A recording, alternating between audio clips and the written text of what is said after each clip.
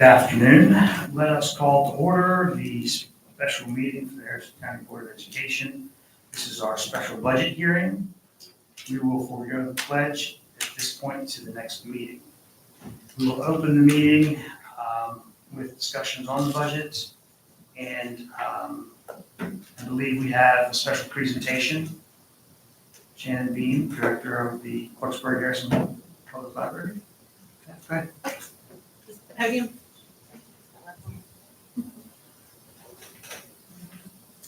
Good evening. So I'm Shannon Beam. I became the interim director of the Clarksburg Harrison Public Library in November of last year.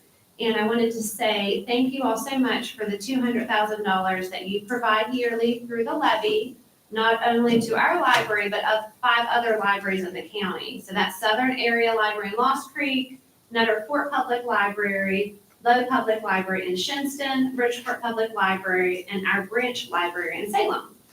Never do I realize more the true importance of secure funding than with what we're experiencing actually right now as of today at our library. We actually had to shut down the upstairs today due to so many leaks. And actually, as I was leaving, it's more like streams. As you know, books and water do not mix. So we are in dire need of our roof being replaced as soon as possible with the cost of around $160,000. So with the uncertainty of continued funding through the Institute of Museum and Library Services, the money you provide to us and the other libraries is substantial in being able to maintain the facility and provide staffing, but also to impact our patrons and communities with spaces, resources, and activities that promote literacy, community connection, and lifelong learning. We realize that not everyone has access to transportation, or they may have mobility issues to come to the library. So we have a robust outreach program where the mobile library goes to schools, community centers and events, parks, long-term care facilities, and even serves as a pop-up library in places like Burger King, Hobby Lobby, Rosebud Plaza, Northview Laurel Lanes, and Adamston's Price Cutter. Our outreach van currently goes to Salem, Big Elm, Victory, and Northview Elementary, where children get so excited to step aboard the mobile library once a month to pick out books. We provide STEAM programs to Northview Elementary's after-school program and PTA meetings. We reach the children at Head Start in the Glen Elk District, Frederick Street, and Anmore area. We offer yoga at Nutter Fort Elementary, participate in the Meadowbrook Mall events that the Board of Education has to repack the backpack and the back-to-school bash, and engage young children at Toddler Tuesdays. Libraries offer so much more than physical books. We have e-resources for audio and ebooks. We have genealogy, skill building and research, kids activities, and if you're wanting to learn a new language. And we have a growing library of things. That has become very, very popular. And so you can check out more than things that you would normally think that you could check out in a library. We've got board games, STEM kits, cake pans, walkie-talkies, outdoor equipment like binoculars and fishing poles, a seed and tea library, and we just unveiled on Earth Day our tool lending library. So whether someone's just starting out or maybe they're downsizing or on a tight budget, they can check out power tools like a circular saw, Dremel rotary tool, or a drill, and gardening tools like a rake, shovel, and hand tiller just in time for planting season. We also offer the use of computers, scanning, faxing, printing, notary, and passport services. Last year, we accepted 366 passports, which actually brought in around $10,000 for the library. We provide programs of all ages, whether you're 9 months old or 90. Programs are always free, where you can learn how to increase your technology skills, crochet, paint, line dance, practice yoga, explore a new hobby, meet new authors, attend a book club, and engage in STEM activities. We have our 2nd annual ClarkCon coming up this month on Saturday, May 24th, which is a huge pop culture event. And our summer reading theme of Level Up kicks off June 7th. So if you haven't been to the library lately, please take a look at the handouts I provided you tonight of our programs and services. And I'd love to provide you with a personal tour so you can see the true impact that your funding is providing and changing in the lives of our community. So on behalf of all the libraries of Harrison County, I just want to say thank you. I don't know if there's any questions before I take a seat, but thank you very much for that.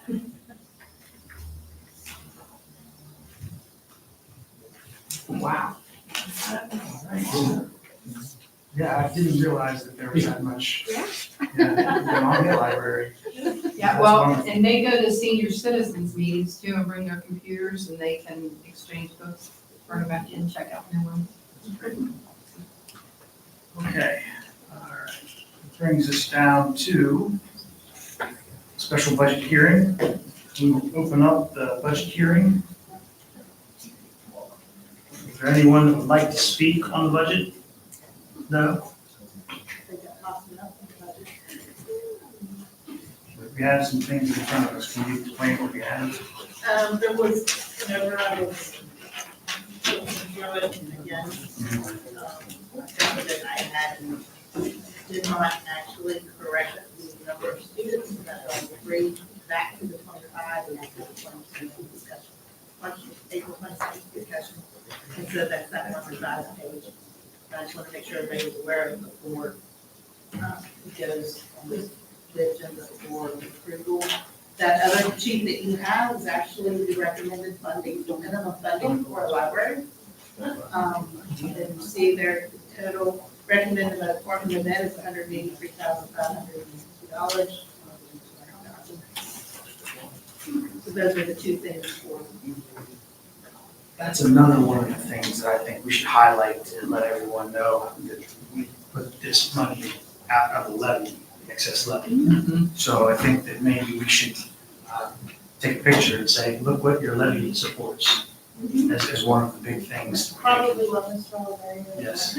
Yes, I think that would be a good idea to recognize that. Yes. I don't think they heard you. Yes, would you like to take a picture with all of us later? I'd like to see if the newspaper could put something in there. You know, we paid for this out of the excess levy. Yes. The students, people of Harrison County support this levy.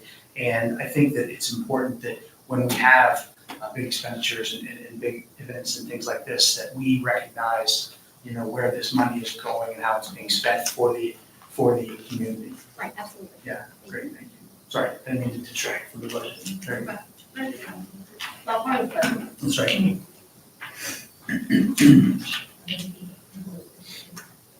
And just a couple clarifications, we received an email. I just want to make sure I understand too.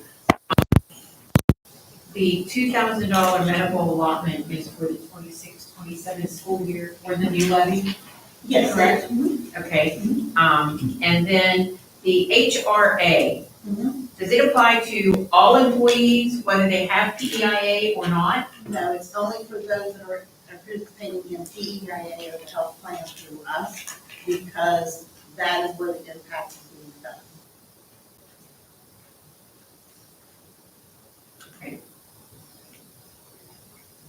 Because if you're not participating in our PEIA or health plan coverage for PEIA, then you're not having to pay out the additional deductibles and co-pays and premiums, the 14%, that, because you're not part of that process. So this was just as of trying to offset some of those costs. And trying to have a read, it specifically says in there that it says health, I'm just gonna read it. Why would we want to provide an HRA for employees? Harrison County Schools understands the rising cost of healthcare and how it's impacting our employees. PEI insurance coverage rates changes for FY26. Beginning in July of 2025, the monthly premiums are increasing approximately 14%. PEI indicates that the average of that is $31.50 per month for each employee. The planned deductibles and co-pays and out-of-pocket increases about 40%. Annual deductibles will increase between $135 and $900, depending on the coverage and salary. Annual maximum out-of-pocket, which is ROOP, will be increased between $950 and $4,150, depending on coverage and salary. Emergency room co-pays are doubling effective July 1, 2025. So instead of $100, it's going to be $200. Prescription drug co-pays double effective July 1 of 2025. Generic prescriptions increase will go from $10 to $20 a month. Brand name prescriptions will increase from $25 to $50 a month. Who would be eligible? all employees who have PEIA or health plan insurance through Harrison County Schools will be eligible to have an account established in their name. Does it impact your ability to have an FSA or flexible spending account? No. Then how would they access the funds? It's through a debit card. And if they don't use all of their HRA allocation for the year, it's automatically rolled over. It continues to do so until they retire or terminate. And then this year, I put in the budget for $40 per employee that participates for PEIA and health. You know what percentage of our employees don't have? It's like PEIA? 75% approximately 75% of our eligible employees carry our health insurance. And we have several people that carry, but we have both spouses working. So that actually is probably a little lower than normal. It's probably an understated percentage rate. In the 2000, it came up from 1,500. That will not change, it's still going to be $2,000. Right. Wow, But that's 26, 27. yes, Mm-hmm. September 26th, yes. What's that? With the new levy call. Yes. Yeah, oh, yes, yes, yes, yes. But it's in this budget as well. Is there a reason why we couldn't offer it to people that have other insurance? It's a health reimbursement account, and if they don't have health insurance through us, then sort of like, well, then we're not really giving the benefit to the employees that are hurting the most with the PEI increases.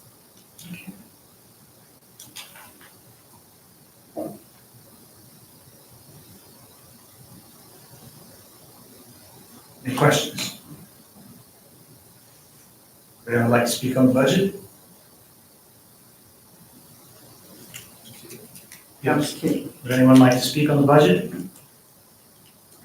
No? Okay.